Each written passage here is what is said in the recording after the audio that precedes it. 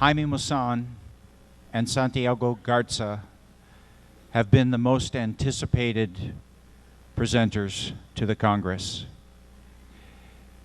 We go back 20 years with Jaime, virtually. We first introduced him to the wide audience of English-speaking folks, and the same with Santiago some years after. These men are giants, they are legends. And why? Contrast the way that their home country of Mexico treats the phenomena. Their news people actually report about it when it happens. When videos and witnesses are gathered, they actually put them on the screen and allow their entire nation to know what the heck is going on. And Jaime is the Dan Rather. He's the 60 Minutes man of Mexico. Okay? And when you have someone coming into your living room night, week after week, he becomes a friend, a trusted friend.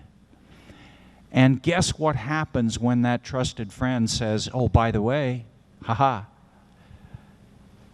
we're not alone, and we know it. You have an entire country that begins to look up. I never see UFOs. I don't. Oh. They're up there. That's where you got to look.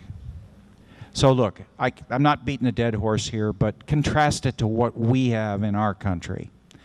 And it's sad, isn't it? Ladies and gentlemen, welcome the legends, Jaime and Santiago.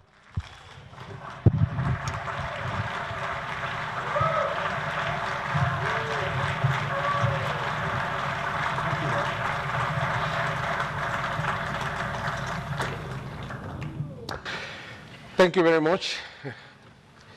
It's been a lifetime with Bob Brown, his family, and this Congress. I still remember back in 1991 when he held the first conference, and even one before in Tucson as a try in 1990. Since then, we have seen the evolution of this phenomenon. We have seen the evidence, the witnesses being every time more credible, and the evidence clearer. Before we start, Santiago, Iturria, and myself want to dedicate this last presentation at the Laughlin UFO International Congress to Bob Brown and the Brown family, to Terry,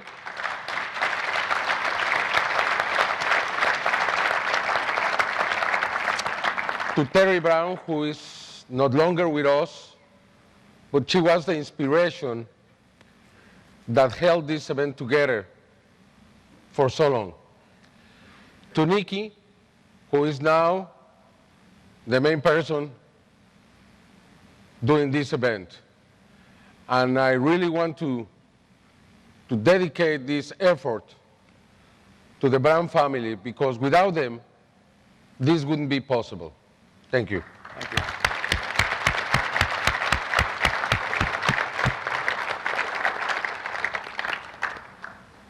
Now probably you ask yourself, how is it possible that every year Santiago Iturria and Maussan can bring so many new cases, evidences, videos? The reason is, as Bob Brown said, we have a television show. It's on Sunday nights from 7:30 to 9 o'clock in a national channel. That allowed us to be in touch, to be in contact with the people, and we receive this evidence constantly. And that is why we can investigate this. I really think that the only way to have a full-time job behind the UFO phenomenon is being able to live from it. Otherwise, it becomes just a hobby. And we need many more full-time investigators around the world. Because if we cannot do that, then we will continue having problems really presenting and getting the information, the investigation, the evidence. And I believe every single investigator in this phenomenon has to find a way to create a virtual circle, a circle that can reinforce itself, releasing the information, getting some revenue from it, not becoming rich, just living from it, and continue. Otherwise, we don't have the quality of the investigation that we need around the world. Santiago. Thank you, Jaime. Well, good afternoon and welcome, dear friends, to this presentation. Jaime and I are truly honored to have been invited again by the Brown family, and it's a real honor as we have been coming here for so many years. And in this occasion, Jaime and I bring you, well, as usual, first of all, our investigations of UFOs in space, 4 missions from last year, and the 5th mission just from 2 weeks ago, with great images that prove, once again, that it's undeniable that the astronauts are not alone in space. And also, of course, the new UFO sightings from Mexico. And around the world. And this time, we include a very special one from Mexico City, a sighting that took Jaime and me by surprise, something quite unique, one of a kind that we have never seen before. So, dear friends, I guarantee this one, you will be surprised too. And many other reports, and of course, at the end of our conference, because, you know, my friends, 2012 is almost around the corner. Well, we bring you also another surprise, something beautiful that appeared over in Mexico. And I just can tell you without with complete assurance, this is something beautiful. Just wait, and we want to invite you, dear friends, just relax and prepare yourselves for an exciting adventure into the mystery of the unknown. Enjoy the presentation.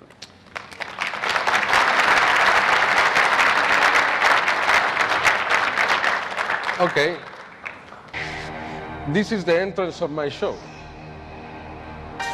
Sound?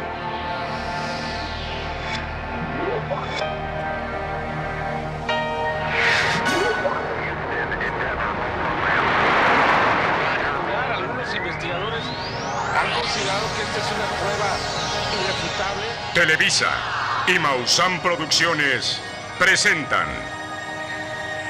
Tercer Milenio con Jaime Maussan. Thanks to this show that has been on the air now for 6 years, we have a building of 4 floors with more than 30 investigators, astronomers, geographers, and scientists who work with us, even though they are criticized and they are not welcomed by the scientific community in Mexico. They believe this is real and this is important. Thanks to this show, we have everything, and we have the money to go around the world and do these investigations. Last year, I was able not just to go to England, but I went to Italy. I went to Turkey, as I promised, with my dear friend Haktan Hakdogan. I was there with Yalcin Yalman, and I am absolutely sure, even Roger Lear is, because he was there too, that this is a real phenomenon, what is happening in Kumburgas at the Marmara Sea. We also went to Italy with Antonio Ursi and also Pier Giorgio Caria, and we were able to take all this investigation to Mexico. We have now a show in LA TV in the United States. It's a Spanish-speaking network. Probably you can watch it even though you don't want to understand it, but it's there. And I want to tell you something. After the first 10 shows, we were rated #1 in the network. Because of that, they got 20 more shows that are now being presented. And thanks to that, we have now a pilot in English for the American television. There are some companies with syndication that are really interested in everything that we are doing, not just in Mexico, but around the world. And I cross my fingers that very soon, for the first time, a program done outside the US is going to be presented to the American public with a different vision of this phenomenon. Real investigation. We will take the responsibility not just to present two sides. I will take the responsibility that everything that we present there is going to be real. Because I think most of the programs that present both sides is because they don't want any responsibility. The investigators have to have responsibility, have to respond for what they present. And that's what I'm going to do.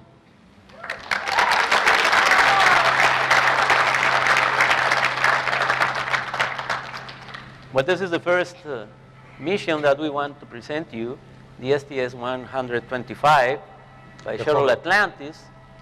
And as usual, the first day of the mission is always, by some coincidence or curiosity, the most intense day in UFO sightings. I want to say something. All these are spacewalks by the astronauts. We have seen that every time that there is a spacewalk, there are UFOs very close to the missions. It's like if they are watching, if something happens, I don't know exactly what. And besides that, the images that you are seeing, like this one, the next mission, STS-127, by Shuttle Endeavour, well, all these images are broadcast by NASA on their own satellite. In this mission, the next one, STS-128, by Shuttle Discovery, we can see not only one, but two. These images are becoming more familiar for us because we follow 24 hours a day for 15 days or 16 of mission, all the transmission. As you can see, sometimes the objects are very fast. We don't think this is space trash. We don't think these are meteorites. We don't think it's size. If these were space trash, it would be very dangerous for the missions. If these were meteorites, can you imagine? It would be impossible to survive in the International Space Station with so many. In many cases, you can see the objects standing still, but they are not standing still. They are moving 28,000 kilometers an hour. That's the speed of the International Space Stations and the shuttles. And there is something also interesting. These new recent missions are very different from the first ones. The first ones, the images were almost black and white, but at the same time you could see the background full of stars and objects and whatever. But suddenly it seems that they changed maybe the lens of the camera, so maybe they changed the camera. And now it's hardly to see in the background. This is a very interesting sequence in which you can see from inside of the shuttle, there is, through the window, a small object pulsating that is passing by. These are the kind of images that we definitive think are anomalies in space. Also, as Jaime said, this is a spacewalk, and as you can see, suddenly appear an unknown light, an unknown object, and sometimes exhibits a strange feature like this one. Now you are seeing this big orb, and also some reflection or some strange appearance, like in this moment.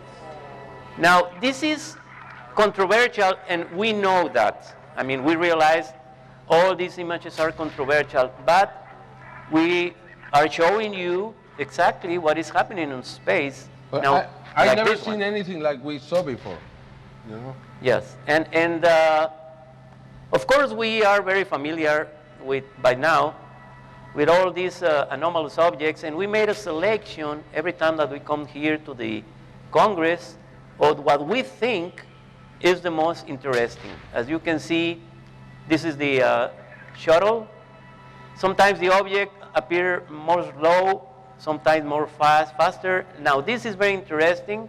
As you can see, the camera operator moved the camera and somebody detected some objects on the surface. Now this is where the shuttle landed, and of course all the missions have been very successful.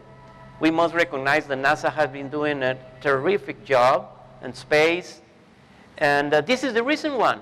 Yeah. Just 2 weeks ago, the STS-130 from Endeavour. Okay, I want to remember you that the only way we have these images is because of the work of Santiago Iturria. He stays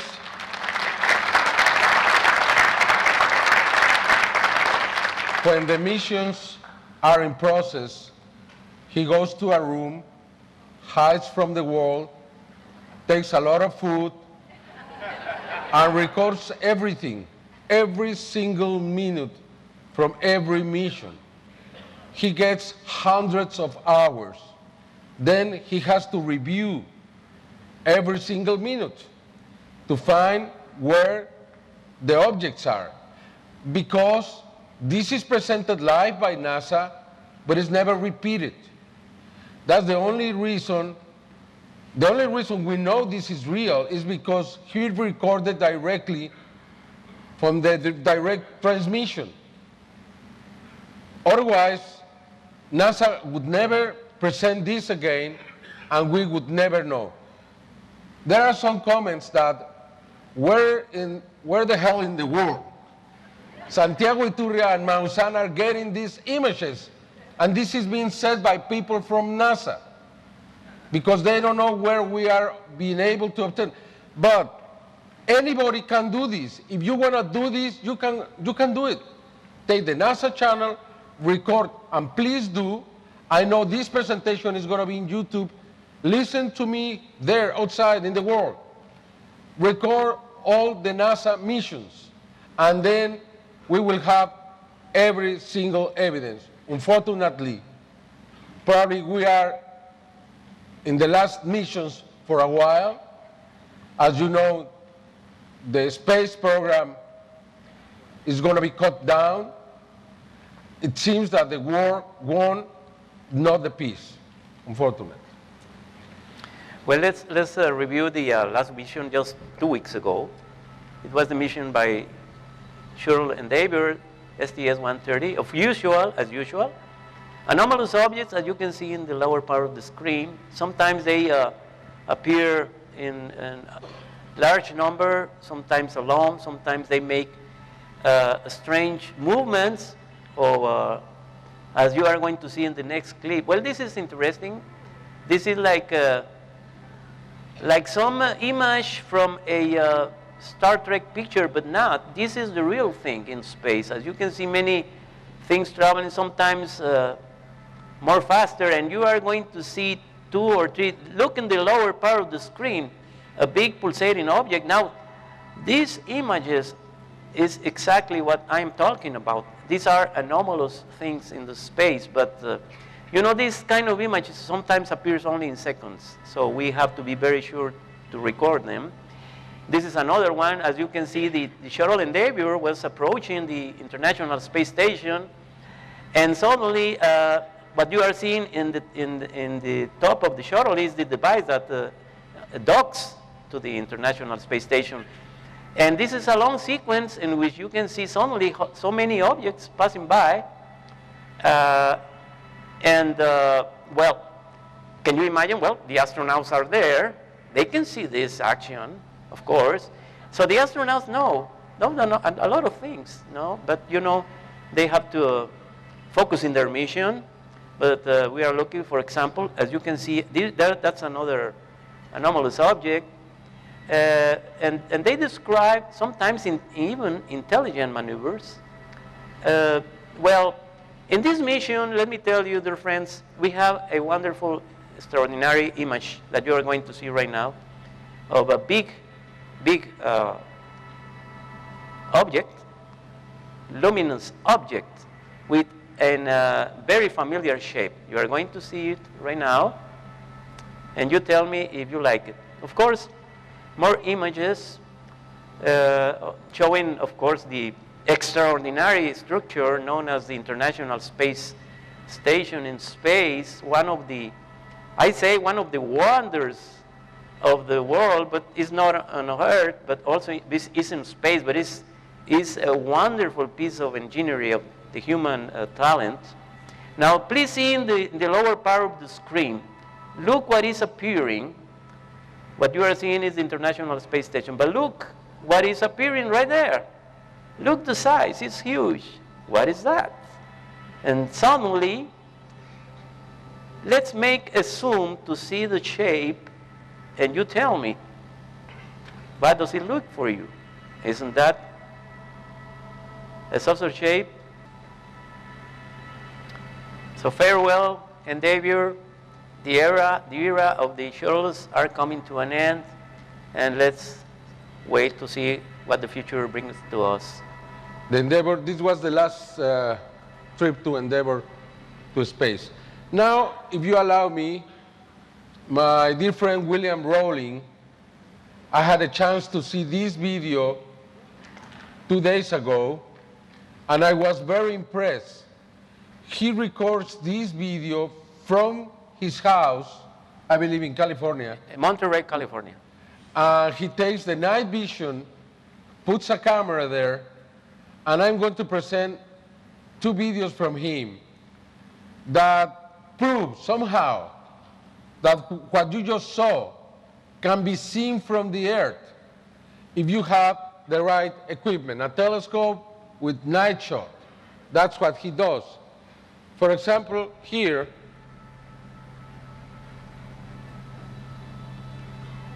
you can see this object in the space moving.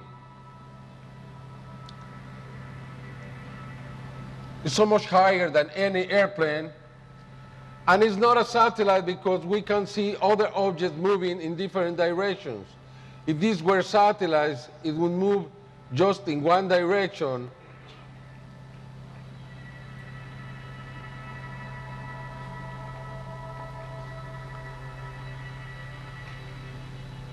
Here now, you have in 2 different directions. Yes. Now it increases the speed. And there is another one on the opposite direction. Do you see it? It's exactly what they see in the space. You can see it from your home. And now look at this one. This is, the next is very impressive to me.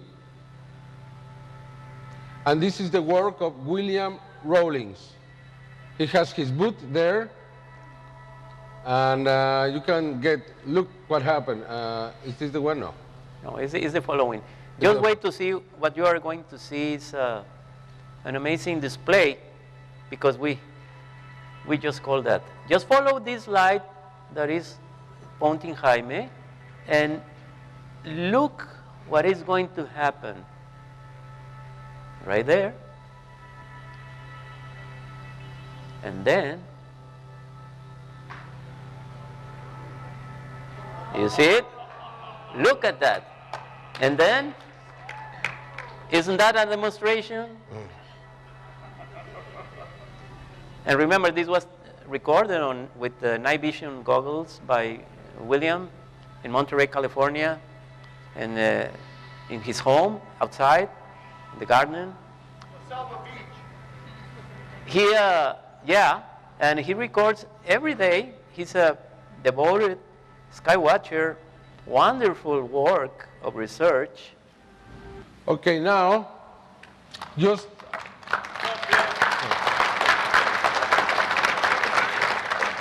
a couple of shots that were taken by the stereo mission that is around the sun, and this has created a lot of controversy, and I just wanted to present you a couple of pictures of this, because very recently, January 18th, this project, the satellite, the stereo, which are 2 satellites in both sides of the sun, were able to obtain these pictures. You can see these objects very close to the sun, and if this is real, of course, this is the sun, it would be the size of our planet. If these are UFOs, these are as big as our planet. And we're going to continue observing this. I mean, we're going to follow this process because the explanation that NASA gave us is unacceptable.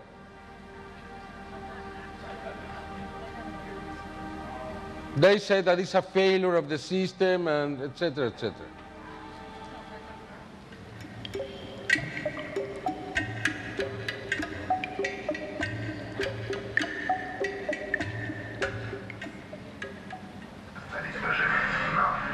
These are some of the main events in Mexico and around the world, some of the most meaningful around the world. Like this one, recorded the 3rd of March, 2009, outside Moscow.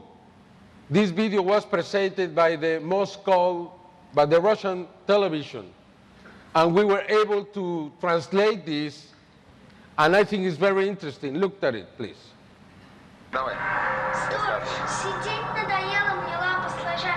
Я очень хотел бы пойти сторожа. Висит объявление у наших ворот. Собака нужна, сторожить огород. Ты меня знаешь, я храбрый щенок. Появится кошка, собью ее с ног. Я тявкать умею рычать. Умею своих у чужих отличать. Котята боятся меня как огня. Скажи мне по совести, примут меня? Хорошо. Молодец. Ух ты, смотри, молодежь, что там на улице? Шарик какой-то. Ух ты! Ух ты, как интересно, что это за шарик такой? НЛО, может быть? Да какие НЛО? Разве бывает НЛО? Смотри-ка, он двигается, да? Ну вот. Такая же ситуация сталкивается с зенитными орудиями. Похоже на каплю. Поступила в Знаменское. Механизмы стрельбы подозрительным образом Я тоже сниму. у всех этих орудий были собраны Ух неправильно. ты. Все это в очередной раз подтвердило информацию спецслужб о наличии в Кремле некой группы людей, желающих создания мятежного генерала. I think this is very interesting because it's very similar to the many spheres that many people have recorded in Mexico and around the world. And now we have one of those spheres. Many people have told us this, that they come close to the houses, they observe people through the windows, and they get very, very close. But we never had a video like this. And that's why I think it's very meaningful. Again, another video from Russia, because Russia has become one of the centers of the activity of this phenomenon. And this is very interesting because it's very similar to a UFO that was photographed in Mexico last year. Watch it.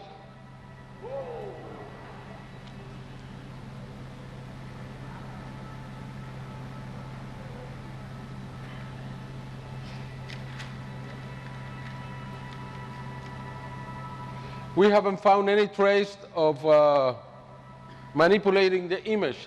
And this was very interesting because last year we had these 4 photographs, and just in the first one, that was taken by a young kid, 14-year-old young kid inside the school, and all his friends saw the picture that was taken, and we thought that was very interesting and very similar to the video we just saw from Russia. It's the same object. And this kid in Mexico took 4 photographs. Just in the first one, he got the image of the UFO. In the other 3, it wasn't. And every picture has a difference of half a second. Then, the object moved in less than half a second to be in one picture and not in the next. Exactly the same attitude we saw in the UFO in Russia.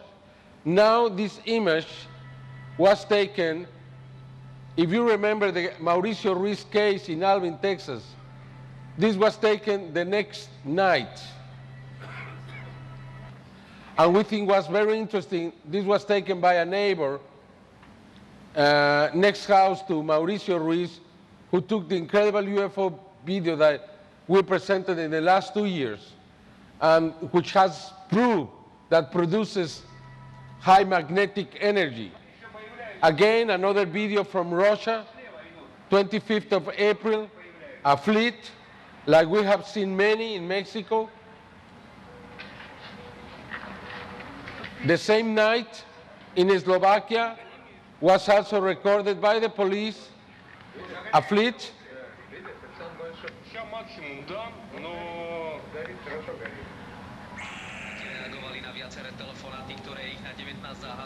This was videotaped by the police in Slovakia.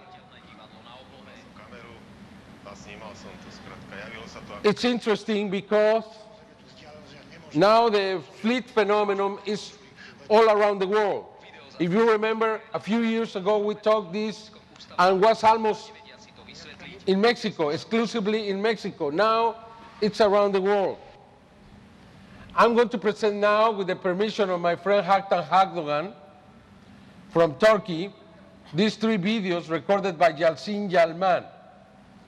I had the chance to be there with my friend Roger Lear, and he told me, you can quote me, I never seen so much UFO activity in my life as I saw in one night in Kumburgas.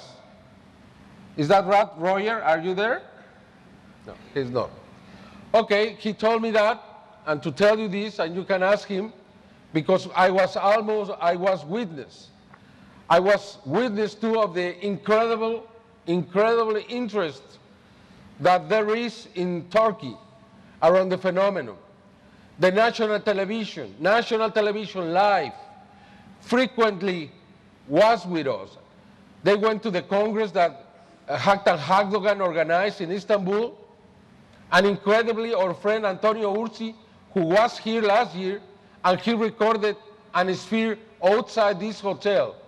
He did the same outside the auditorium of the Congress, and the national television was there, and they were able to record it too. And all of this was presented in the news, national level, by the national television of Turkey. Because of all of this, they went next night with us to the beach to make a skywatch. Doctor himself. Do you want to tell us what you saw in Kumburgas? Essentially, when we came back from Turkey, I was telling everybody that we saw so many UFOs, I was tired of looking at them. But this small town on the European coast of Turkey, Kumburgas, we stayed up from 12 o'clock at night to about 5 o'clock in the morning. And in doing so, we saw absolutely some phenomenal things. And things that were duplicated that had been seen the previous year. So I'm sure Jaime has got some of that that he's going to show you, so you'll be quite fascinated. Thank you, my friend. Thank you, Jaime.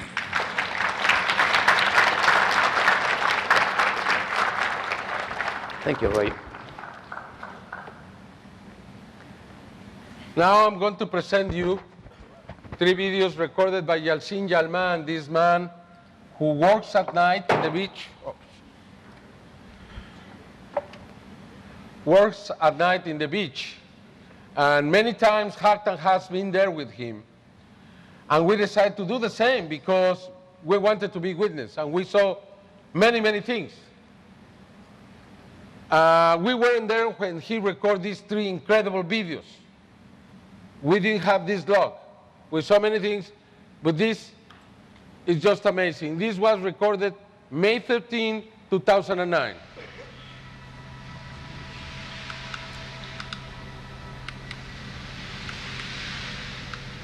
He has a GL1 camera by Canon. It's discontinued, but if you get one and you can put an, how do you say, a complement to the lens. Yeah, an accessory. You can duplicate to 200x. This is another video he recorded very early in the morning, 5:20. It was getting clear. You can see the UFO, and you can see this dog barking to the UFO.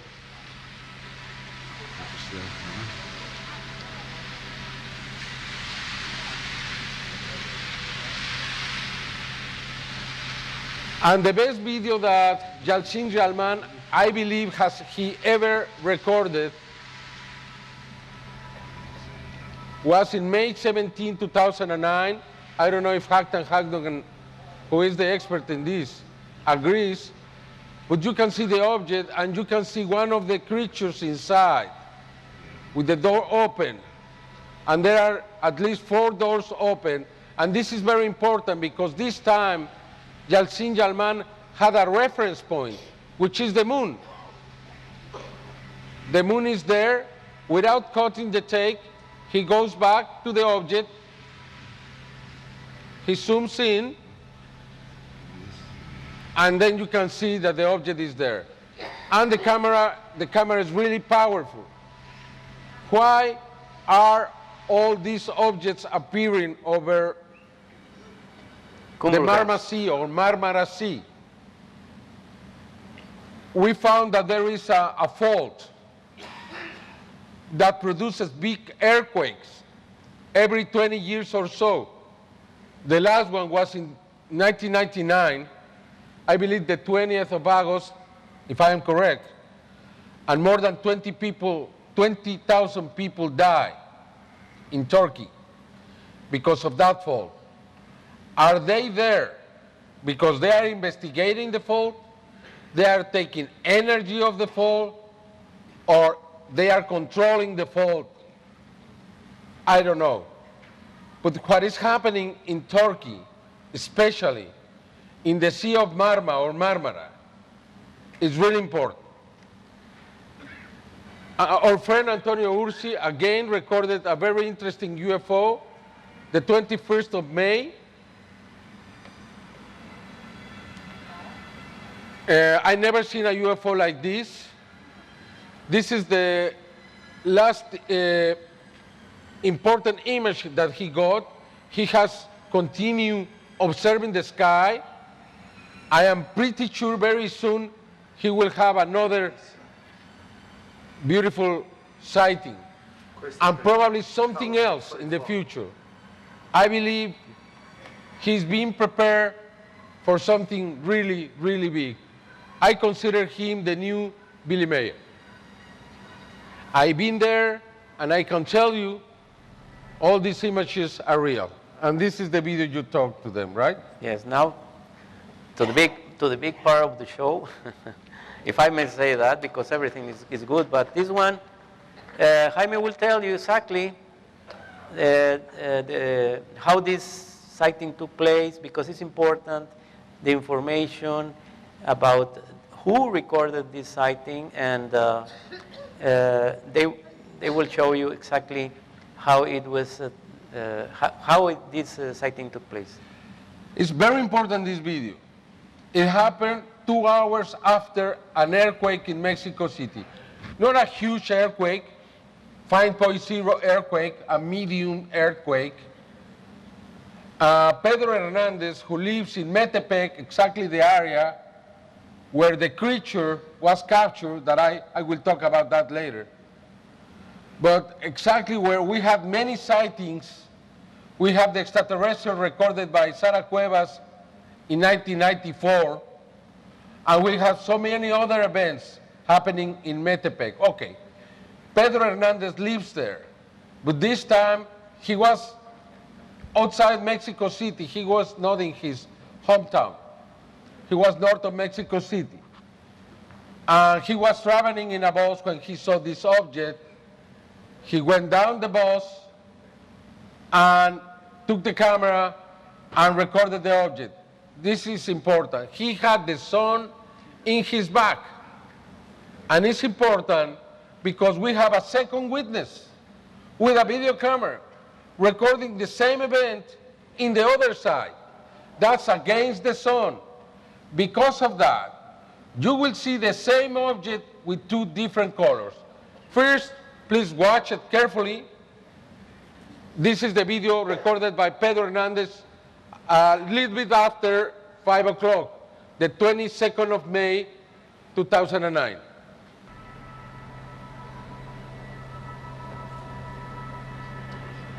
Look in the center how the big UFO is spinning and at the same time releasing two rows on it, of spheres. Hundreds of spheres. Hundreds. So the spheres went away. And then the big UFO slowed down the rotation.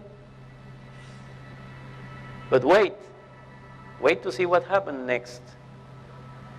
Then four little spheres come around and go around the object, like recognizing the mother and going now away. And they come back and they create what we call fleet. Probably this is a very important video because for the first time we now know how these spheres come. This is the second video. By Alfredo Carrillo. Look. Releasing so many. Yeah. You see, it's in the opposite direction, and now they look black. But it's exactly the same. We have been able to see every detail, and you can see how they look intelligent. They're not just going away, they're in a line. The object now is spinning up and slowing down. This is a comparison of both videos. Do you like it? Well, this is something, let me tell you, huh? Certainly one of a kind. And even now, look, you cannot almost see it, but the spheres, the little black spheres are around as the other ones are here. It's just the same moment. Because many people were saying, oh, that was created with a computer. But then, fortunately, we have the second witness. We have the name of both. We know where they were. We went there. And we know this is absolutely real. Okay. Thank you. so we are now expecting a new one, hopefully. Let's see. And this video is very important because has so much information for us or for everybody to try to understand what the UFO fleets mean. I mean, we have been witness of many, but this could be the answer, or maybe can help a lot for us to understand the origin of the UFO fleets. Okay, now let's watch this continuation. The 29th of May, we had a fleet. We can see how this fleet is moving. And now this sphere recorded by Antonio Ursi, the 2nd of July in Capilla del Monte in Argentina. He was again invited to have a presentation in Argentina. And then he recorded probably the best video ever that I've seen from a sphere. But this was not in his country, this was And there are several witnesses you are going to see to this sighting. Very close to Mount Uritorco, which is a legend in Argentina as a place of sightings. They took... Here are the witnesses. They are excited by this sighting, quite unique. Hola, perro. And also the dog. Now this is in China. July 22nd, 2009. We have the same kind of total solar eclipse that started everything in Mexico, July 11th, 1991. This series occurs every 18 years and 11 days. It means that after July 11th, 1991, 18 years later, 2009, and 11 days to July 22nd, we would have the same eclipse. In Mexico lasted 6 minutes and 54 seconds. In China, 6 minutes and 39 seconds. Happened exactly the same. People went out to see the eclipse and they recorded UFOs. 佢就開始閃，用肉眼睇到開始閃，有啲光有睇，咁樣咧佢一直都喺度飛，直至到我影低最後一張相之後。The Chinese government took all these images and they promised to give an answer in 1 year. I don't know why they will take a year to have an answer of something that is so obvious. But for the first time, this is an official promise. I don't know if they will keep this promise, but we can see these objects somehow similar to those recorded in Mexico on the same event. What this means? It means that these intelligences use these kind of events to present themselves. Are they markers? Because after this happened in China, the same kind of phenomenon started in China. That is a flap. We can remember very fast the eclipse in Mexico. We can see now the old cameras that we were using 18 years ago in Mexico, the VHS cameras, if you remember that. This was an historic event that began the amazing Mexican UFO way, July 11, 1991, and there it is. This is David Arreguin footage, the first that was presented after we presented this in television. This video changed my life because when I presented this in television, so many other people gave me videos and I couldn't get away from this phenomenon. I was trapped by it. And until now, I am still receiving videos. This was the second video, the same object. Then some people said, oh, has to be Venus. Has to have an explanation. However, fortunately, we had a third video that I believe proves that this doesn't have a conventional explanation. You can see both. And now this is the third video. And please watch how the object is very near a dot, which we think is Venus. The camera goes down. When it goes up, the dot is not there. The dot is above the object. Here you have it, okay? It's two dots, as a matter of fact, which I think are Venus and Mercury. But then, when the object moves and the camera moves, the dot is not there, the dot is here. Then, it proves that the object in 3 minutes moved very far away from the dots. And for that reason, this cannot be considered Venus. And from then on, we have so many sightings in Mexico. Okay, we continue through the year in the world. Antonio Ursi again, now downtown Milan. And we can see now again a fleet in Milan. The same spheres.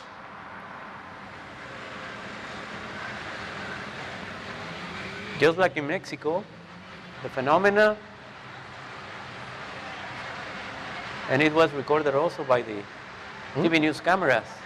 Oh yeah, it was the media. recorded by the Ray Television. Look, like there, Ray Television. So there is no mistake. This is a real UFO fleet in Italy, in Milan. I think are the same objects that were observed in Second World War. We have another fleet in Mexico City, again, 29 of September. Not very clear, they are very high, but they are there.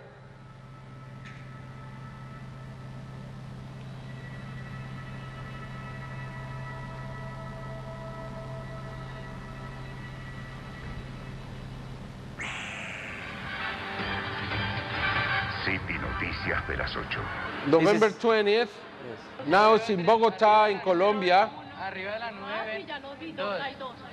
In Mexico, people are not amazed anymore. No, nothing happens. Oh, we have a big sighting. Oh, yeah, one more time. And that's it, you know? No problem. In Colombia, now it's still big news, you know? Míralos ahí. Hay dos. And this UFO fleet caused certain commotion, stir. 2 days later, in Metepec, Pedro Hernandez, again, the same man who recorded May 22nd, he was recording this airplane. He knows, he likes to go, record airplanes because he says that many times, close to the airplanes, you can see. There it is, a UFO. And look at that. So a very energetic object. These are the actual UFO sightings that we're having in Mexico City, among other things. But wait, because what you are going to see next is extremely weird and bizarre. Jaime and I are very disconcerted. This is another fleet. This is another fleet, the 5 of December. Black objects. Maybe in this fleet happens the same thing, that the sun is on the back. The sun is on the other side. When the That's sun why is you on the can other see side, yes. They look black. But as you can see, the formation all the time is preserved, no mistake, and the UFO and now, fleet. But wait. As Santiago said, this is really, really weird. You know, this sighting, we are very disconcerted by this thing in the sky. What is this? We don't know how to call it. Just watch carefully, and it's morphing itself. What can it be? This is in Mexico City.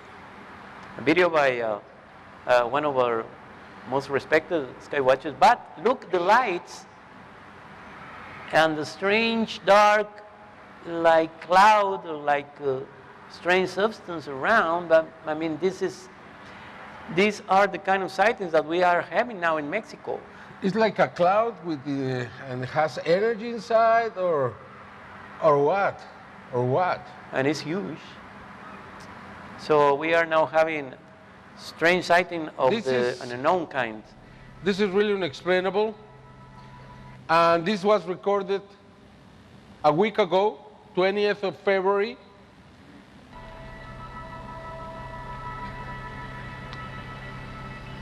At certain times, it looked like a flying humanoid. You remember the flying humanoid sightings, also very weird phenomena. And sometimes the light is so intense, we think it has its own light. It's not the sunlight which is reflecting, but probably again, you remember the one that was recorded in 2005 by Horacio Roquet.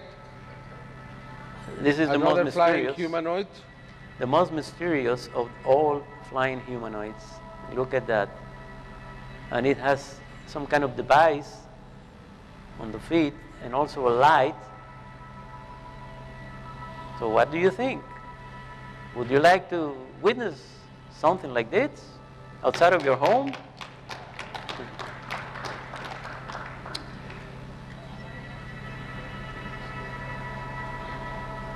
There is a legend. Quetzalcoatl is the divine serpent, is the god. The serpent that can fly. The bird serpent. The colorful serpent. Is that a legend or has some reality behind?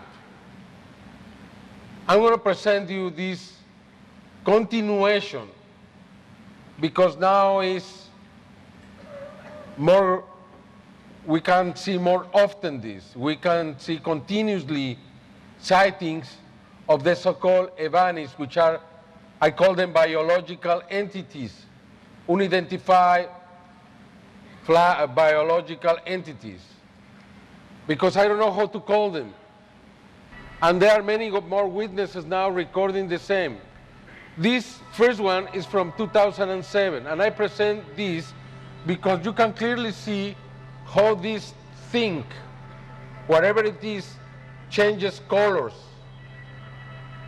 When it changes colors, you cannot say it's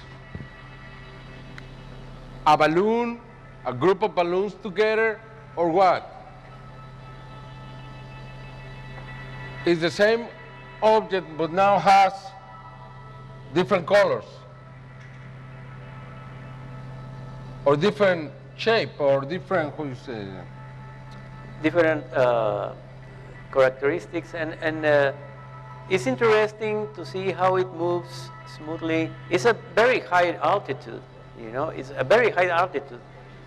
So it attracts our attention, how it keeps all the time the same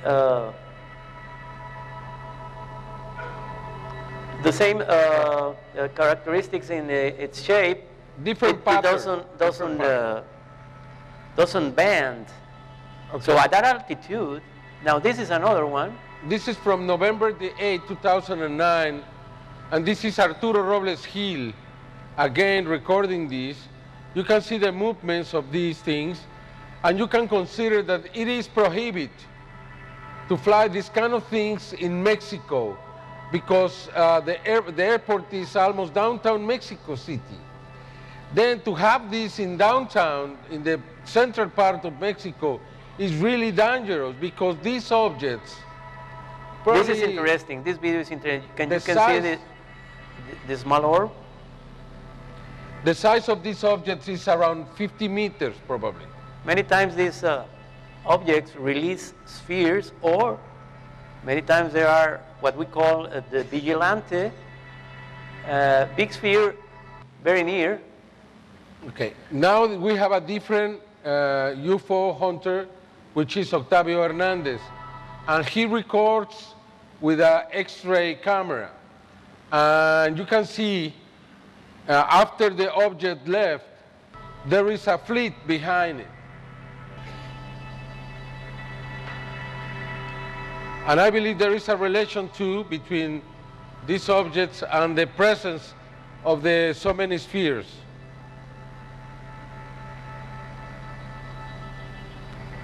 Here you have something similar and different at the same time. The movements, the shape is like a scratching, yes. And there it is, again, a small sphere to the right. Well, these kind of shapes always disconcert us, because the size, the movement, sometimes airplane came closer. I think we have a clip, is that right, Jaime? Hmm? I think we have a clip with an airplane, yes, passing by very close. Yes, we have. And, but there has not been a single accident yet. Again, we have a fleet after the presence of the object, like it releases all the spheres. The legend says that Quetzalcoatl the divine serpent would come back to claim its kingdom. And that would happen before the end of times, the beginning of the new era. Again, we are close to 2012, and it's amazing how these sightings have increased. You have had some, especially in Los Angeles area in California. We have videos from England and Portugal. And probably some other places, but we have them in different countries, very, very especially in Mexico. This is a new UFO hunter. It's Ismael Lopez, and he has recorded beautiful, beautiful videos where you can see the movements of the objects or organisms or whatever they are.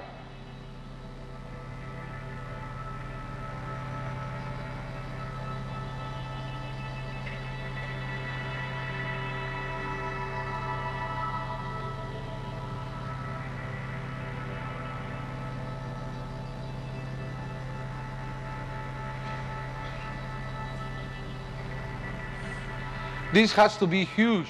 This has to be more than 50 meters long, probably 100 meters, bigger than an airplane.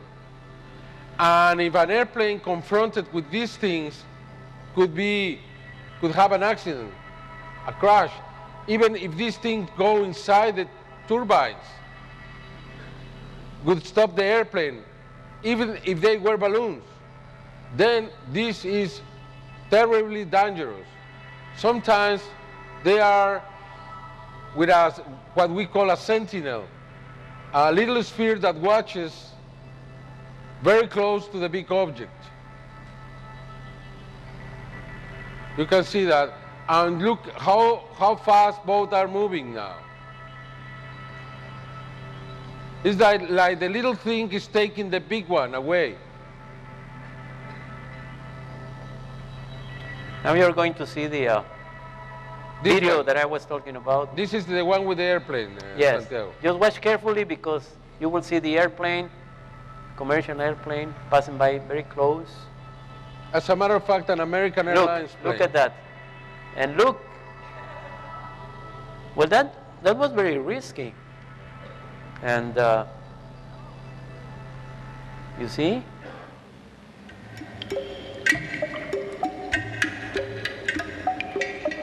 Okay. Probably many of you were here a year ago when I presented this creature. Mr. John Rao, who is going to help this conference after next year, and myself share the property of this creature.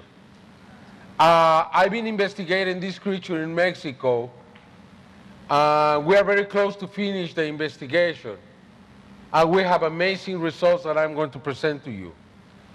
And I have offered John Rao that when we have a letter from a scientific institution in the United States, a university, or someone who has the power to introduce this creature legally to the United States, we will continue the investigation here.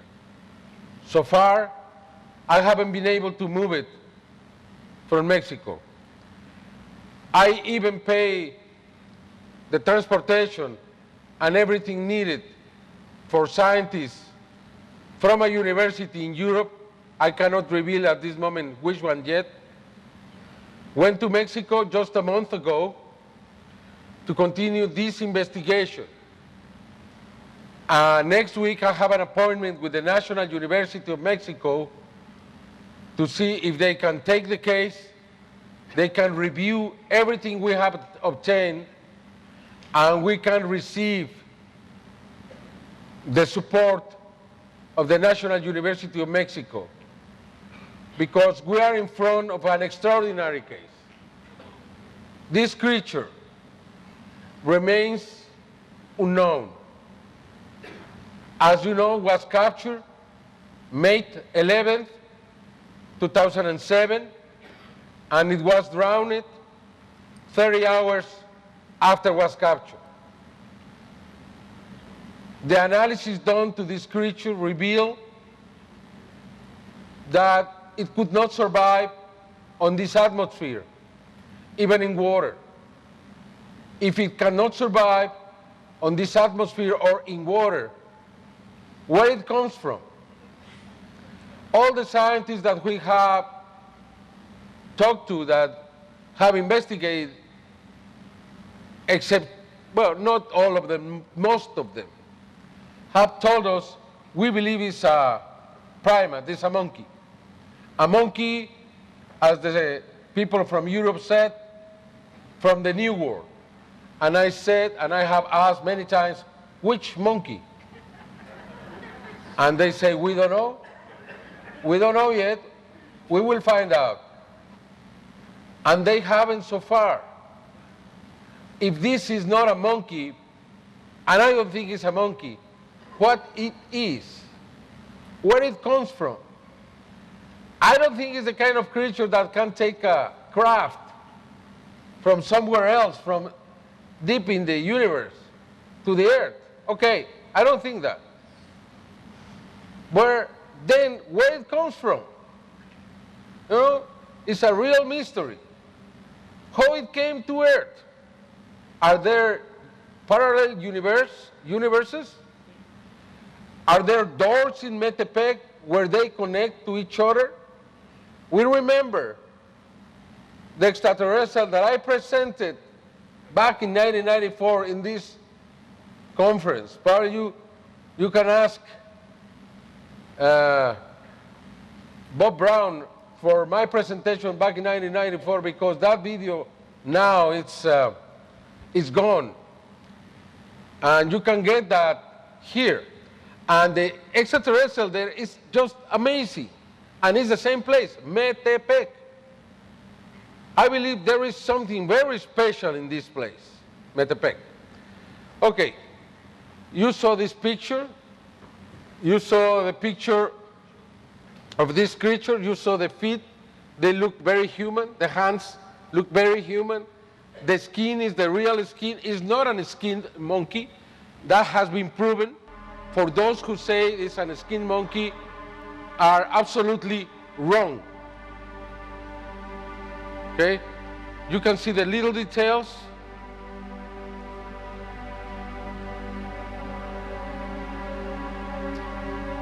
In 1 year that I was here to now, we have done everything possible with this. This is a new picture that I am presenting you. It's a picture that I obtained through other people. And you can see how the arm was captured there. You can see the face. You can see that the creature is alive. You can see the hand that is very similar to us. I'm sorry I had to protect the images, but that was the only way I could present them to you. I think Mr. John Rao is also going to make a big presentation out of this. Look the eyes. This looks very extraterrestrial. I'm not saying it is, okay? I'm saying very clearly, this is an unknown creature. And this is a very important picture. Look the ear. Look the back of the head. Look how it is. Do you think this is a monkey? I don't think so. Then, if the DNA that they obtained, we have made 6 analyses of DNA. 6. Not too many creatures receive 6 analyses of DNA. Just in one of them, it was found that was human. Human. That's why the scientists from Europe came to Mexico. And they said to me, this cannot be human. The samples had to be polluted. But I can tell you, as I told them, the samples were not polluted. I was there. I saw that the expert who took the samples did it carefully, with a mask in the mouth, with gloves, with a closed environment, very carefully, and that he took those samples from inside the body. it is absolutely impossible that those samples were polluted. However, it's what they have to say. Okay, they took different samples now, they went back to Europe, and they will have an answer very soon. Everybody asks me, when? I cannot pressure them. They are really good, they are very professional, and I like them very much, and I think they are good people. I hope if they find what I think they're going to find, they will have the courage to release it. Or I hope we are lucky enough to find those scientists who can take the risk to say the truth when they made and finish this investigation. This is another picture that I presented last year.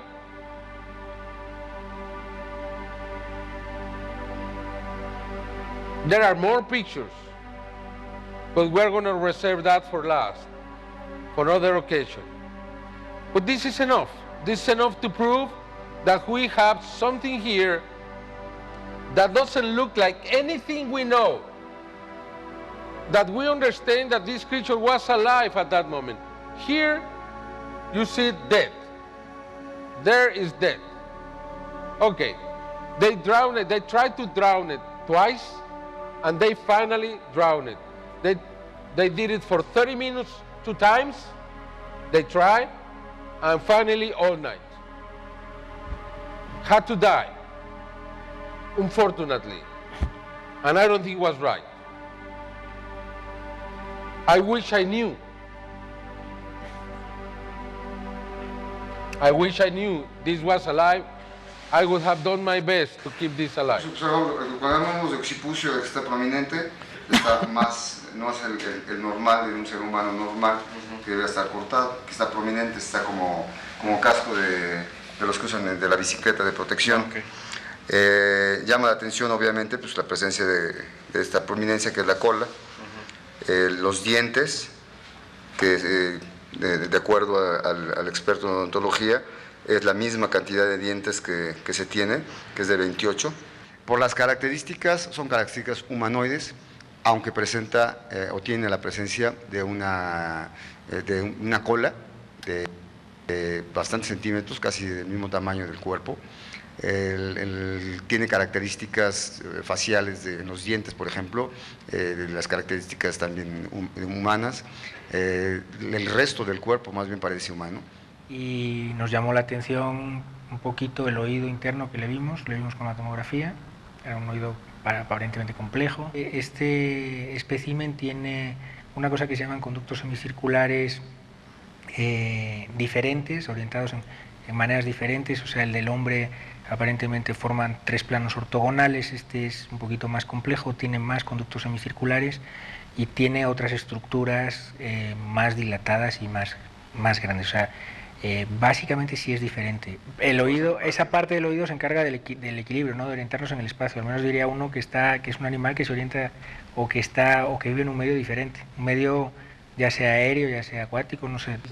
En base a lo que estamos viendo podemos inferir que es un animal que tiene ciertas estructuras cerebrales más grandes que otras. ¿Por qué? Porque tiene una tienda o una cubierta que se llama tienda del cerebelo muy arriba, y por decirlo también de alguna manera, y eso de manera indirecta nos dice que es un animal que tiene un cerebelo, o que el contenido de esa cajita es más grande de lo normal, si lo comparamos con el de un hombre, ¿no? Entonces también, una vez más, asumiendo que eso pudiera encargarse del equilibrio y de los movimientos finos, sería un animal que hace movimientos rápidos, que tiene muy desarrollado el equilibrio, y si junto a eso lo aunamos a lo del oído, con más conductos o diferentes tipos de conductos semicirculares, podríamos decir que es un animal que sí es hábil, rápido, con movimientos finos, digamos. Yo de primera intención al estarlo revisando, había yo considerado que había sido desollado y había sido desollado post-mortem, es decir, que el ser había muerto en alguna otra condición, se le había quitado la piel, los epitelios, con lo que haya estado forrado, hablemos en términos prácticos, y había sido plantado. Sin embargo, al estar revaluando nuevos cortes, al estar revaluando nuevamente los tejidos, observamos un tejido de revestimiento rudimentario, pero finalmente tejido de revestimiento. Y esto finalmente nos hace llegar a la conclusión de que este ser, así como está, así era como era. Así era como era. ¿A dónde Sí. lo lleva eso? Muy buena pregunta, porque finalmente estaríamos, como una vez lo comenté, como una de mis hipótesis de trabajo, ante un ente, ante una entidad no descrita, no conocida, en primer término, ¿no? O sea que esto es verdaderamente extraordinario. Llama muchísimo la atención, es extraordinario. Yo particularmente, y mire que he visto cosas sorprendentes, no me había topado con un ser de este tipo. ¿Este tejido de revestimiento haría las veces de piel? Sí, sí, definitivamente. O sea, sería el equivalente a nuestra piel, a las escamas de los peces, al de piel y plumaje en las aves, etcétera, ¿no? Un tejido muy primitivo, bueno, más que primitivo, no apto para la atmósfera como la concebimos aquí, ni siquiera para el agua, ¿no? O sea, eso tiene que venir de otra parte. Pues muy seguramente sí. Recordando ahí un poco, era un animal no común de lo que cualquier ser humano podemos ver cotidianamente. Me llama mucho la atención cuando lo tienen en una mesa de trabajo, como una mesa de trabajo y de madera, y lo tienen atrapado en una trampa, y este animal, cuando nos acercamos a ver, no había mucha iluminación en el lugar, pero se levantó, se irguió y me llamó la atención. Al verlo físicamente, dije, esto no es algo normal. ¿Estaba vivo? Estaba vivo porque se levantó. O sea, no era muy grande, mediría 20 centímetros, no más, pero la forma en que se irguió y que nos miró, a un ser humano pues uno le ve, o a cualquier animal le nota la brillantez de los ojos. Estos no eran así. Era más bien un poco opaco el panorama de sus ojos. Lo que llamaba un poco más la atención era el ruido extraño que emitía. Si me dijera, bueno, es un animal de 4 patas y parece perro, pues ladra, ¿no? Si es un ratón, bueno, pues dice chilla, ¿no? No, era un sonido ronco, grave, que yo podría haber asimilado como de dolor, ¿no? Eso que notaba yo, que eso también me hizo suponer algo más extraño, era la brillantez con la piel, pero además que era como blanco, no era, vamos a decir, no era pelo, sino era una textura de piel como si estuviera mojado, como los delfines, esa brillantez, ¿no? Pero en un tono pues transparente o más bien claro, ¿no? No se veía agresivo, pero lo que llamaba la atención era la mirada o lo que parecía ser una llamada, porque el ojo era sin tener, como nosotros que tenemos una corona y la niña del ojo, ¿no? No lo tenía. Eso fue lo que me llamó más la atención. Al otro día yo le pregunté que qué había pasado. Me dijo, no, ya los muchachos del lugar lo metieron en agua con sal, para matarlo. Le digo, oiga, pero no lo debió de haber matado. No. Y se empezó a hacer ruidos todavía más extenuantes. Y así es como es la historia de este ser, ¿no? Sí, ese mismo día que cayó en la trampa. Es decir, no sé, a lo mejor 1 hora o media hora después de que lo agarraron o cayó en la trampa, me habló don Mario para que fuera a verlo, porque estaba totalmente sorprendido también del animal. ¿Y cuál fue tu impresión a la hora que lo viste? Pues realmente así como que de susto, porque me dio pánico en el momento que lo vi, porque yo no duré más que 2 minutos viéndolo y me retiré otra vez a mi trabajo. ¿Sí te hizo contacto visual el ser? Sí, de hecho a todos los que veía, porque como estábamos alrededor de él, a todos volteaba a vernos. Es decir, por la desesperación a lo mejor quería atacar a alguien, no sé, porque ella se estaba comiendo la misma mano de él, se la estaba comiendo la que tenía atrapada en la trampa. Tú cuando llegaste ahí ya se había comido la mano. Ya se la había comido. De hecho, yo no la vi. Ya no vi cómo se la comió. Yo cuando llegué ya no tenía la mano. ¿Tenía sangre? En la boca sí. O en el hocico sí tenía sangre. Pero nada más, ya no vi más cosas, pues. ¿De qué color era? De hecho, él no tenía, bueno, aparentaba no tener piel y era de color rosa, algo así más o menos, o transparente, no sé. Y tenía los ojos oscuros como un gris Oxford, totalmente oscuros. No parpadeaba. Nunca vi que parpadeara, ¿eh? Los 2 minutos que lo vi nunca vi que parpadeara. This is the DNA. We can see it. This is the DNA that was obtained by this university in Europe. They asked me not to tell who they were until this is finished, but this is what they did. And we can see, or those who understand, they will find that this is human DNA. I present this because there were some people who were saying that we hadn't done this and this was not true. It's true. It's true, and this case has attracted the attention from all over the world, especially Germany. The news from Germany went there. The most important paper, History Channel, went there. From China, Japan, Korea, and other places. And I think this is going to grow even more. And I hope this will become the physical evidence that many people have been waiting for so long. We don't know yet. We have to be very careful. We have to do it as science marks that this has to be done. But we will be there to be sure that the truth will be said.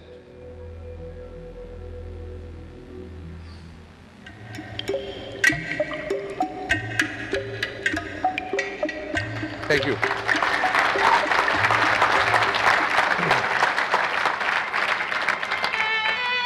As you know, I am very, I have a passion for the crop circles. I go there every year, and I am sorry for those who think that this is not real. For me, it is. I've been walking there. I have seen so many things in the middle of the rain. I have seen the details inside the formation, and I really think these are messages, these are signs that are appearing every year, as Michael Glickman said, as love letters that are left under our door. This year we had something very interesting. This formation appeared in 3 different stages. That was the first, this was the second, and the third one, it was a message. We have to analyze this message. We've been trying. We find pyramids there, we find serpents there, we have find many signs that look like all scriptures from all cultures. This looks Aztec. Many times the formations look Mayan.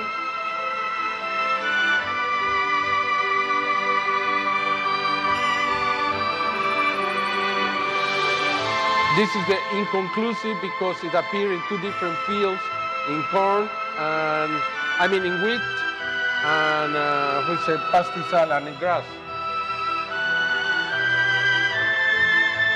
This is Mayan. This is talking about the sun cycles. We have to be very careful with the sun. Believe me, I think if something happens in 2012, the sun is going to be responsible. Now the activity of the sun is growing very, very fast. It is slowed down for 3 years. I was there when this formation appeared. It rained all night, all night. It was really wet that morning. And it was there, and it was perfect. And this is a beautiful owl.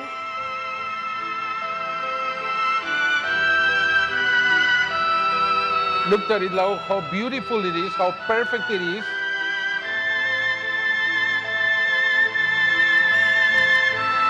Look how nice is this formation, how complex it is. And this was the last. And this, according to some, is the sun, and the wind of the sun. I don't know.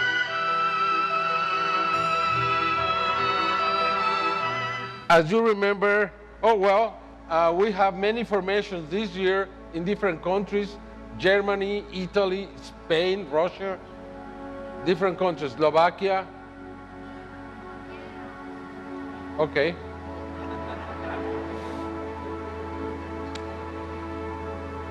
You see the phenomenon is growing, and these are signs.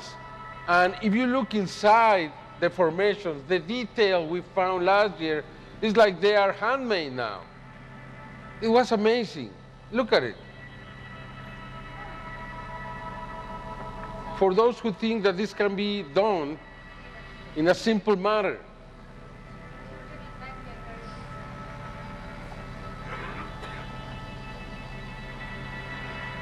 We saw so much more last year. For many, this was the most important season ever. And look at this one. A friend of mine recorded this.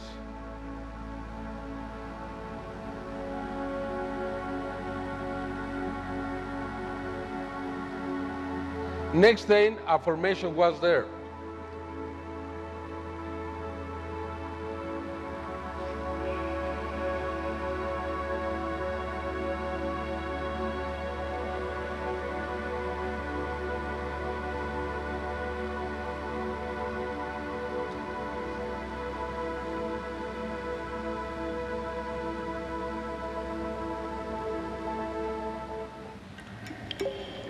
For me, there is no question. This is related to another intelligence, and these are messages.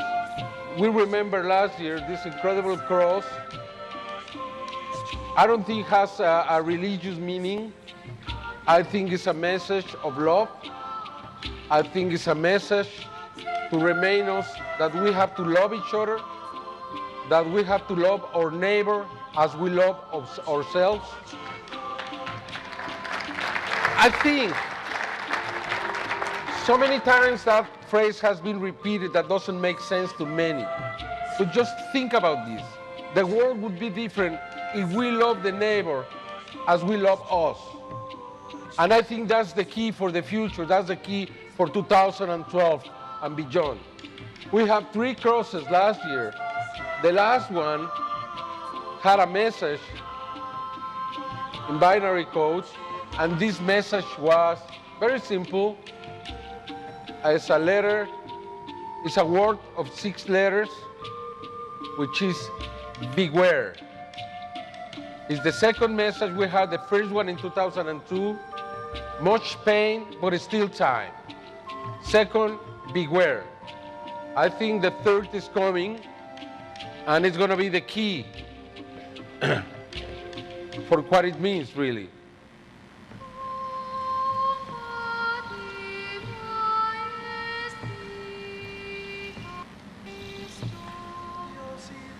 When we arrived, this formation had been caught, but it was surprising because it was still there, like it was waiting for us.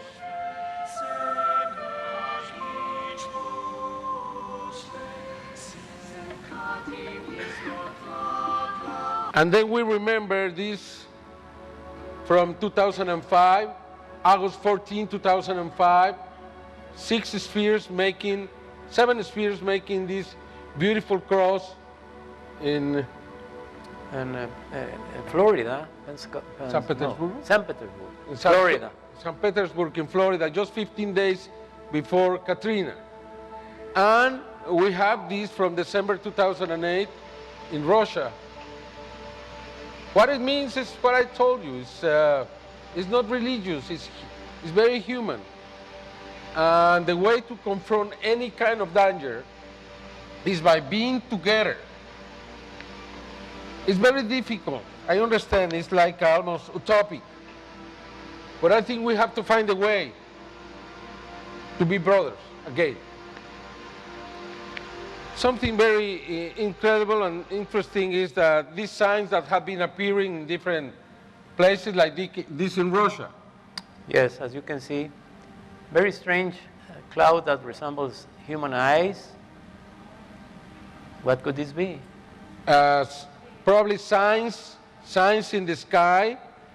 Some people say, oh, well, yeah, that's a coincidence. This is another one. But then we have a second coincidence, also in Russia, right? Also in Russia.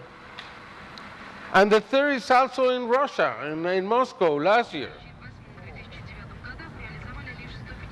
I think it's important because now what we were seeing in the crop circles, in the ground, now we're looking that in the sky.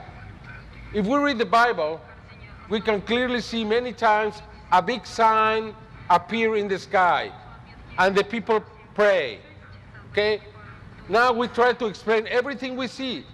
It's not a sign, it's natural, it's a phenomenon. Something very important happened December 9th, 2009. First in Moscow, in Russia, 2 young people were moving in a car, and they recorded with a cellular phone something very extraordinary. We have analyzed this video over and over and over. The possibility of this being a hoax are really, really dim, almost non-existent. I would be very surprised if this is not real. I want you to look at it because it is like in the United States, not too many people realize of what happened in Moscow over the Red Square, the Kremlin, around 4 to 5 o'clock in the morning of December the 9th, 2009. This was presented by the news in Russia.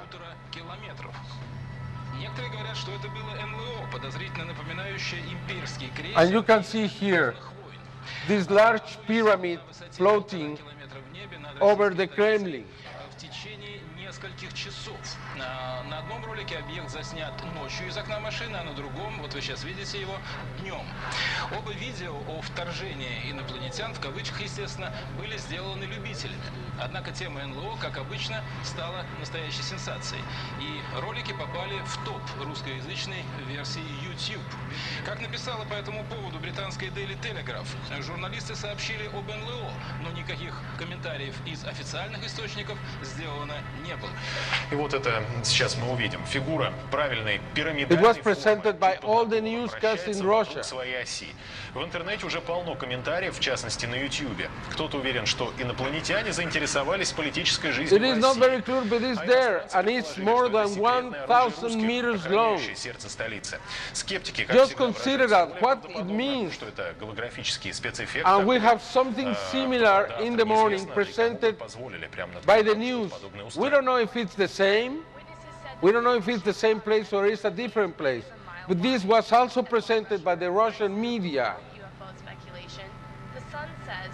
We are trying to make a deep investigation in Moscow to understand what happened, because on June 29, 2003, we have the same in Mexico City.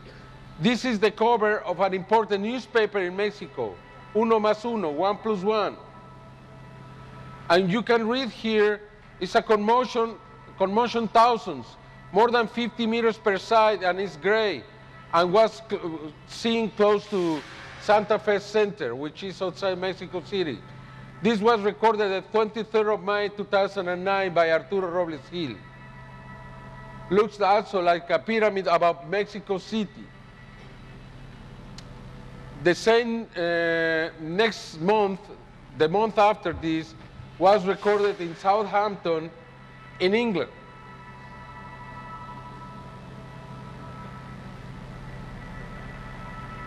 These UFOs, these pyramid UFOs, or whatever you want to call them, are becoming common around the world. And I think we should look to them carefully. This was recorded in Metepec, November 22nd, 2009, by Pedro Hernandez, one more time. And as you can see, the shape is very clear. It's a triangle shape UFO, more like a pyramid shape, and it's descending, as you can see here. Now these videos are important because reveal that these kind of objects really exist and are appearing.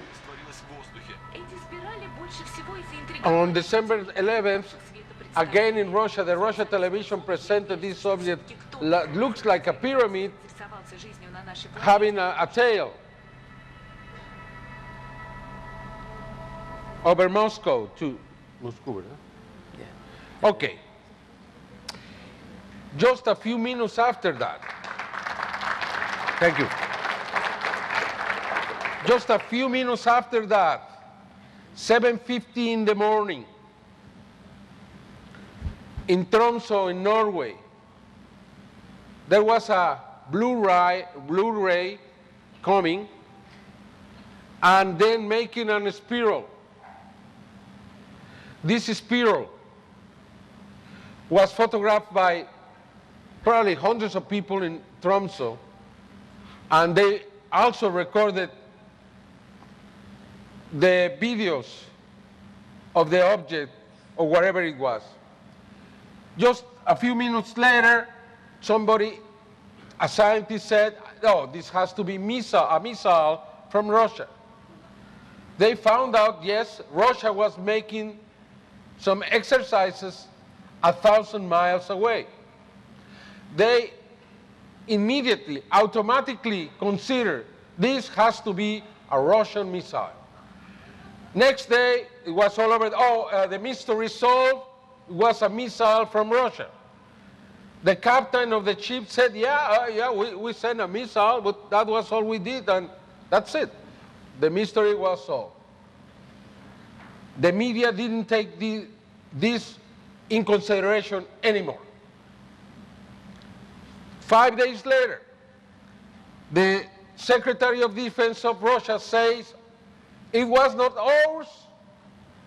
We know that what we sent went not into Norway. It was not ours. Can you imagine a missile going to Norway because it failed? That would be a terrible problem for Russia.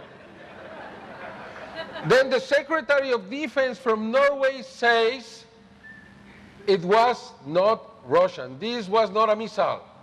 But the media is not listening anymore. This information was never released.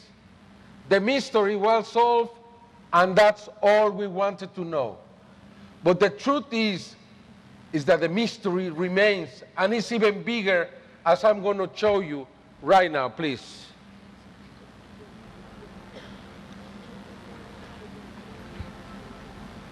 You can see some of the images, and you can tell me if you think this is a missile.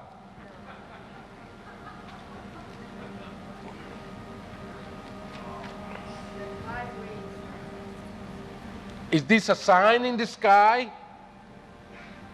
These are some of the videos, and you can clearly see a big black hole that is created inside.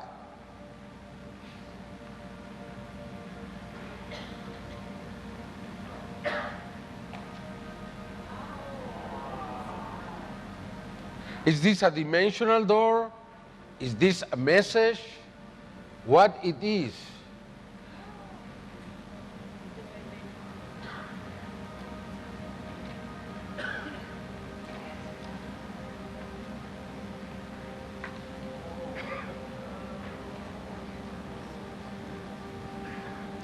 The thing is that this has happened before.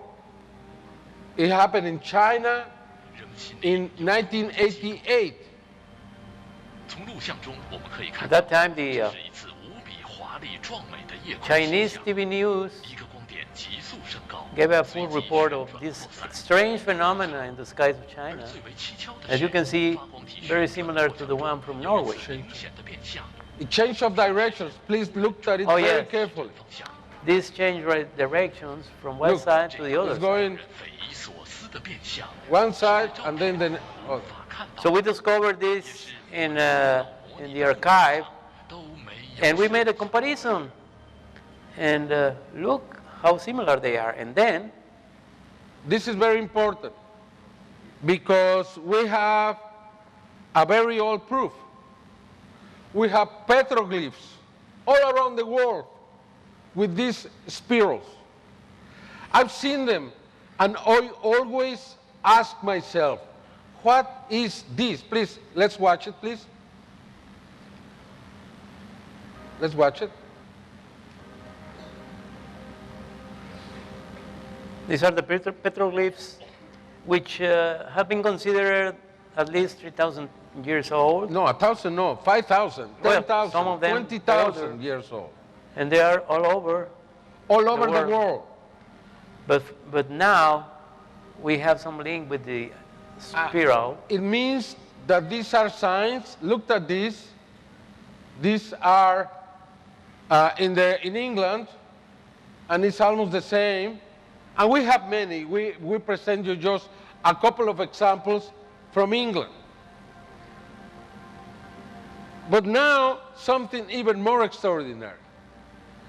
In February 18th, 2010, we have something that had never happened before. And also this in Norway. Is in Finland. This is Tromsø. This is Tromsø, Norway. This is Aurora Borealis making a spiral. But something extraordinary happened. The same day, more than 1,000 kilometers away, 600 miles away, the same thing happened, but in Finland at the same time. Coincidence or not? And these are beautiful pictures taken by professional photographers. This is in Finland. All these pictures were presented by spaceweather.com, which is a site by NASA. Then you can consider this official. There is no possibility that those are fakes. And the most incredible thing is that this morning I wake up with an incredible news. Jaime, there is a third one. And this happened 2 days ago. And this happened again in Norway. And there it is. In Valoya, Norway, we have the third spiral in the sky as an aurora. Are these signs in the sky? Are these signs on earth?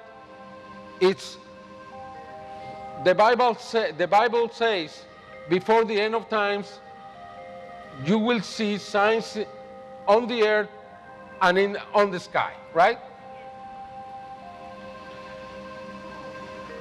And this is not all. Now I have what this is for my friend Bob Brown, for his family. This is a first. This is the release, official release. I had to present this briefly in a television program, and you will understand why I had to do it. But this is the official release of this evidence that I've been investigating since October that I received it. Last October, I had a series of presentations in Los Angeles with my dear friend Javier Martinez. And somebody came to me with a picture, and he said, "What do you think?" And I said, if this is real, it's extraordinary. Do you want to investigate this? And I said, yes, okay, the people who took the picture will come tomorrow. She didn't come, but she sent me the picture. And I started the investigation. I have some reserves, but they have been proved wrong because I can put my hand on fire that what you are going to see is real. It has been tested by people in Mexico City, in Monterrey, where Santiago lives, and in Italy. The three experts agree this is a real picture, this is not Adobe Photoshop, this is not a hoax. And besides, I found a very famous man from the Mexican television who was there, at the moment when the picture was taken. And incredibly, this man is very skeptical. He's a Philip Glass of Mexico. And he was there. I have fought with him in television so many times about the crop circles and this and that. And now he had to say, Jaime, for the first time, I agree with you. Okay.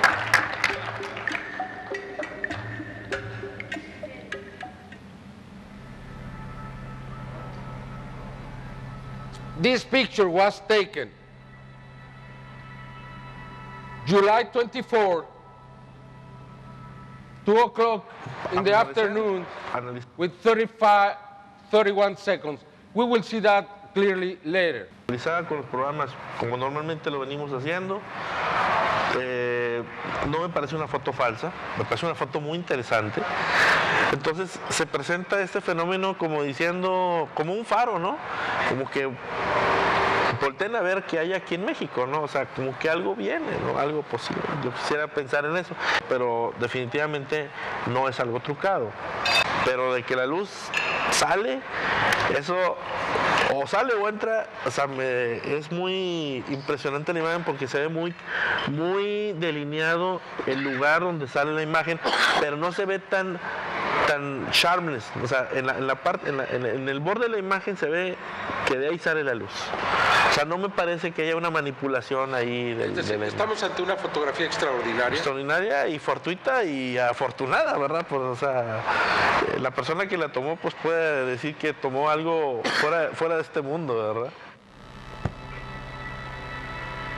These are the 3 pictures that were taken. This is some of the analysis made in Italy. They were able to see exactly where it was taken because this was taken with an iPhone, and they were able to locate exactly where the position of the camera was regarding the pyramid. They also found an object very close to the pyramid, and you can see this light coming from the pyramid up. The witnesses never saw when this happened. This must be a pulse. It's a pulse. It's something very brief.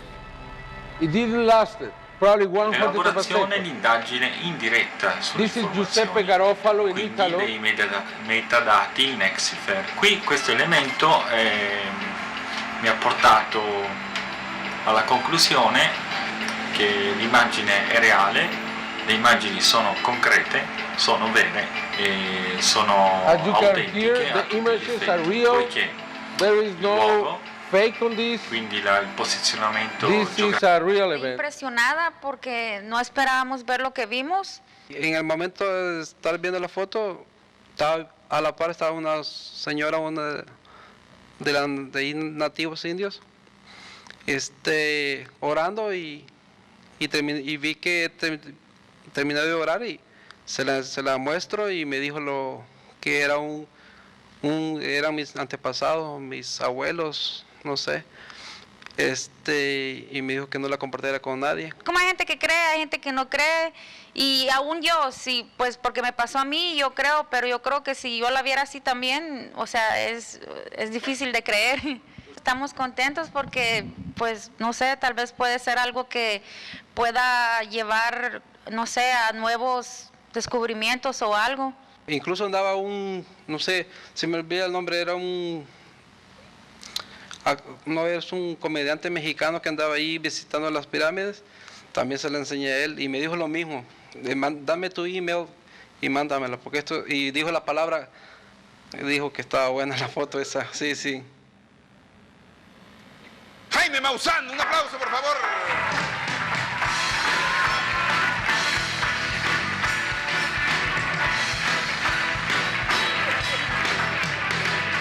Bueno, vamos a empezar a entendernos en algunas cosas, Jaime, en este momento, porque estamos al aire y los dos estamos comprometidos aquí. Aquí es. Tú dijiste que tú me quieres entrevistar a mí, ¿ok? Sí, claro. Bueno, ¿quieres pasarte a esta mesa? Te invito a esta y yo me siento ahí. No. ¿Quieres? No. Vamos a hacerlo. Un aplauso para Jaime Maussan, por favor. Música, Martín, algo, no sé. El caso es que yo estaba parado en una esquina, el guía estaba en la otra y me estaba demostrando cómo de lado a lado del juego de pelota se oye la voz si hablas contra la pared. Sí. Entonces, esta circunstancia, de pronto se acerca un hombre y me dice, oiga, ¿usted sale en la televisión? Sí. Mire esta fotografía, y me enseña su iPhone, así. Sí. Y me enseña, vuelvan a poner esa fotografía, la fotografía que Jaime acaba de traer. Esta fotografía se certificó, fue tomada directamente, no hay una segunda, no está, digamos, trucada, emplastada, inclusive está como el iPhone te da la posición del geoposicionador, el GPS, está localizado perfectamente en Chichén Itzá, por tanto, no hay posibilidad de truco. Además, tú la viste ahí. ¿Esto es lo que viste? Exactamente, esa es la foto. ¿Y qué fue la palabra que dijiste? Porque a mí sí me la dijeron. Yo en ese momento le dije al guía, oiga, ¿qué opina usted de esto? Y el guía la tomó y dijo, uy, esta hay que guardarla. Dice, de estas hay pocas, pero sí ocurren. Vamos a cambiar. Ahora yo voy a entrevistar a Jaime Maussan. Música, Martín, por favor. En lo que nos cambiamos, aplauso para Jaime Maussan.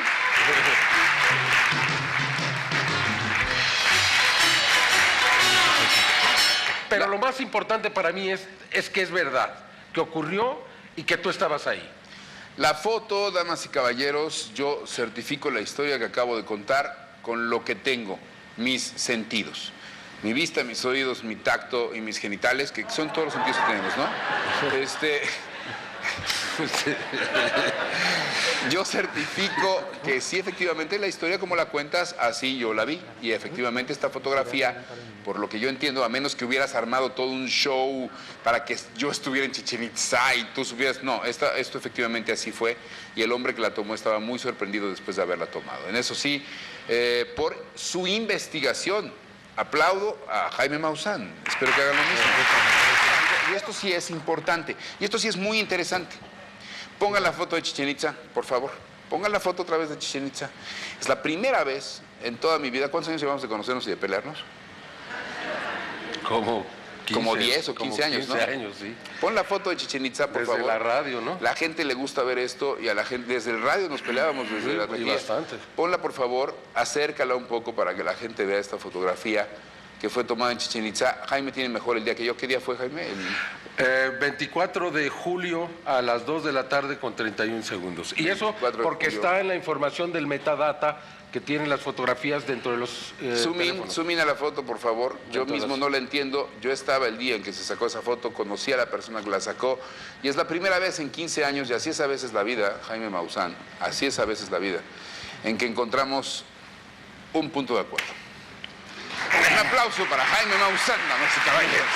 15 años, regresamos con la... Thank you. This is the incredible picture, and now a last word, please. The lights off.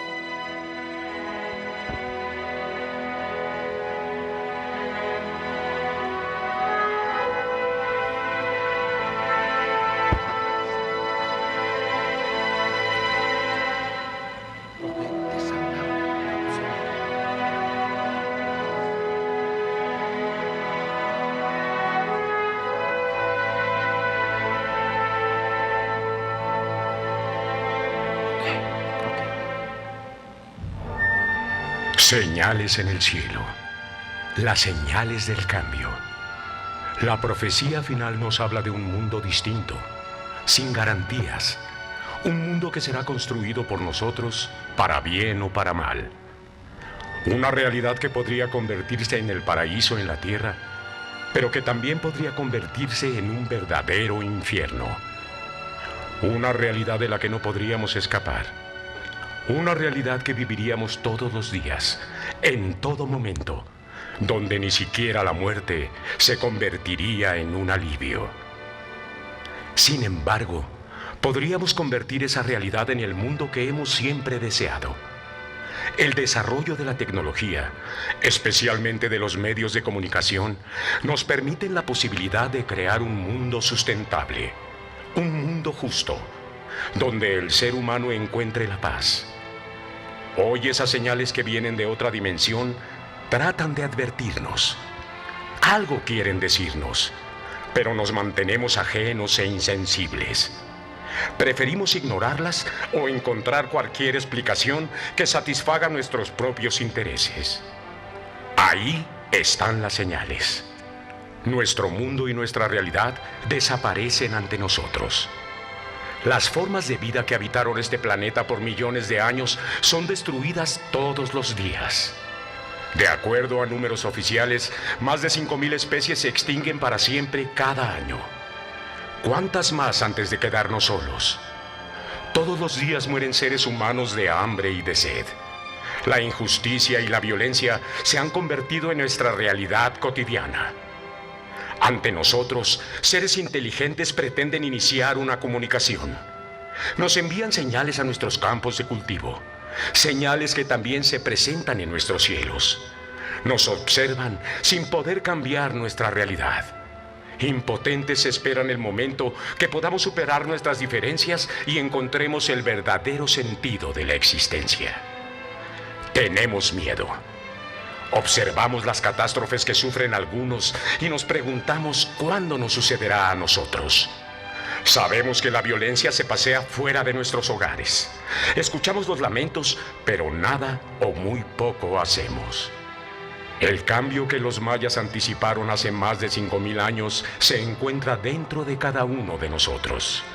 Con valor tenemos que enfrentar nuestro destino y convertir esta humanidad en una sociedad cósmica que sea capaz de volar en los confines del universo, llevando con ella los valores más exquisitos de la creación. Dios existe. No es un ser. Es una intención inteligente.